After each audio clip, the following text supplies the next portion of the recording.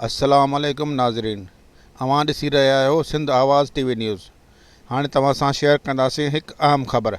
ज़िले शहीद बेनज़ीर आबाद जे जूणेजा बिरादरीअ जे मौजूद शख़्सियत वॾेरो मोहम्मद सिद्दीक़ जूणेजो, मोहम्मद हनीफ़ जूणेजो, सहाफ़ी GM जूणेजो, मोहम्मद अशरफ जूणेजो सां गॾु जामशोर पहुची रईस रुस्तम अली खान जूणेजो पारां ईरान इराक़ जे मुक़दस ज़ियारतुनि जो शरफ़ हासिल करण ते खेसि मुबारकूं ॾिनियूं।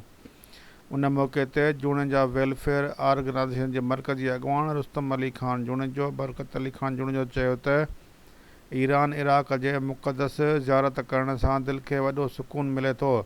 अलाह पाक प्यारे महबूब जे बचड़नि जे रोज़े मुबारकनि जी साजत नसीब फरमाए। हिननि वधीक चयो त जूणेजा बिरादरीअ खे गुज़ारिश आहे त पाण में मुहबत ऐं भाईचारो पैदा कनि, पंहिंजे औलाद खे तइलीम ॾियण में वधि खां वधि कोशिशि कनि। हिननि वधीक चयो जल्द सिंध में तंज़ीम साज़ी जी मुहिम शुरू कई वेंदी। Assalamu alaikum. My name is Marvi.